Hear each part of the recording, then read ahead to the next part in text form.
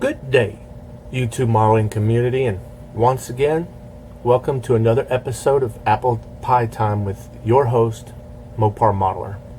In today's episode, I'm just going to real quickly go over a few of the tools that I use in building model cars. But it could be interesting, help the young guys find things to make their model car building experience easier. So with that, give me a moment. I'm going to move the camera and get on with the show. Alright, so the first tool I'll show is pretty obvious. Everyone knows what it is. It's a pair of scissors that work great for cutting decals. I got a smaller pair too. Sometimes it's easier to use a smaller pair. But a pair of scissors to, cut different things, sheet plastic, stuff like that. Now I also have right here a pair of forceps that's lockable. They're not for doing surgery, they're for holding pieces as I spray paint something. And I have several pairs of these, this being the smallest, but I have different sizes, to hold different size pieces. And then I have tweezers, and then I have my little high-speed measuring device. I have a pair of very cheap and expensive $3 calipers. Now, they're good for good old boy precision. I wouldn't use them if you need exact precision because, again, they're cheap ones, but they come in handy if I want to measure a rim size or a fuel tank on a semi-truck and I want to get the size so I can maybe get aluminum tubing or something. They actually do come in handy quite a bit. My other measuring device is also my straight edge, which is a stainless steel ruler with inches on one side, here's the inches, and millimeters on the other. When you're scratch building, these things are absolutely a must. I couldn't express how important a stainless steel ruler is, a small one. And then I have various different types of needle nose pliers and pliers. I'm not showing them all here because, again, I'd be here all day. And then I have sprue cutters, see, and I like my sprue cutters to have a long cutting edge to get into things, and so sprue cutters come in handy also. Now, as far as knives and things go, the number one tool that I use, obviously, is a X-Acto knife with a number 11 blade, and I usually have 3 or 4 of them on the bench because they're always the blades are always in a different state. I try to keep one extremely sharp, and I'll have one that's dull or not too dull, and then I'll have one that I might use for heating up if I need to do a little bit of heating. But here's another example of another X-Acto knife with blade. This one is very sharp and it's padded. I use this to I use the back of the blade for scribing lines into plastic. Now, I also have, this looks like to be an X-Acto knife with a number 11 blade, but actually it's not.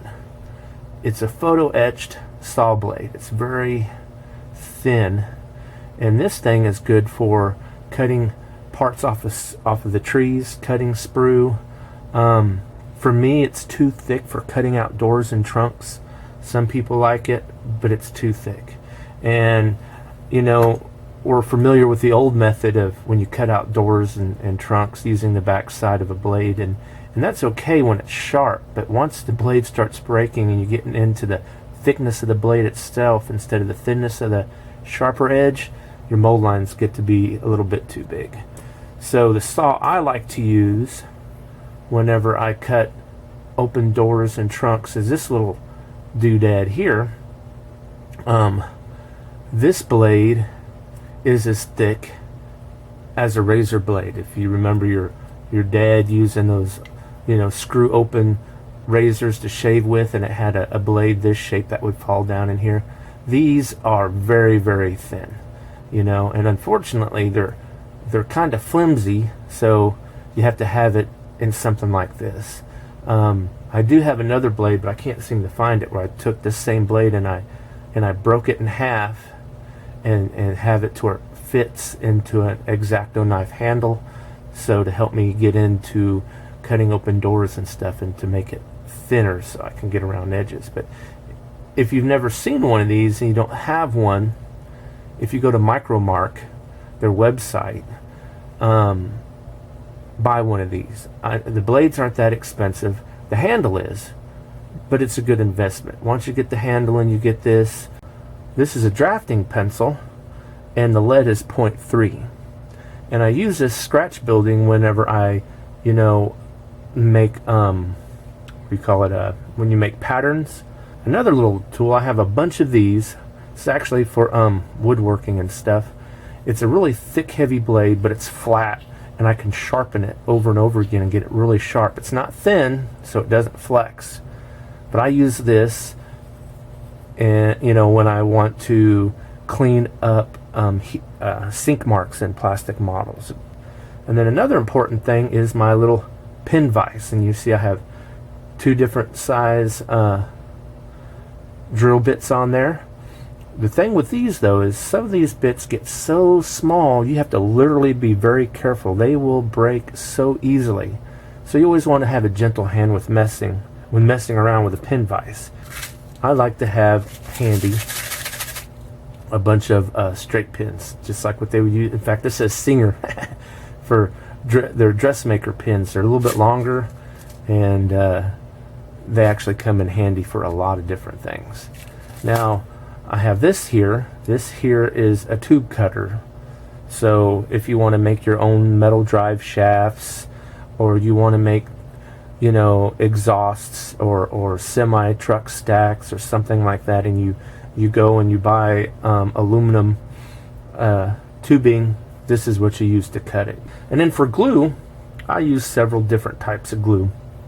Here we have the Tamiya Extra Thin, and I use this a lot, not really to initially put something together, but I use it to when something is together and I'm holding it, to actually put it over the outer edge and it seeks into the crack.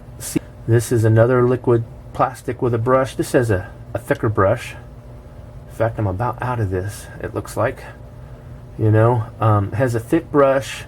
I like to use this because it's a little hotter than that when I put parts together initially. And then I have this plastic weld. This stuff, it dries extremely fast. I've got my little enamel thinner for cleaning my brushes. Of course, if I'm using acrylic, I just simply use a water vinegar mix to help cut loose acrylic paint. Now, and I also have a little brush here.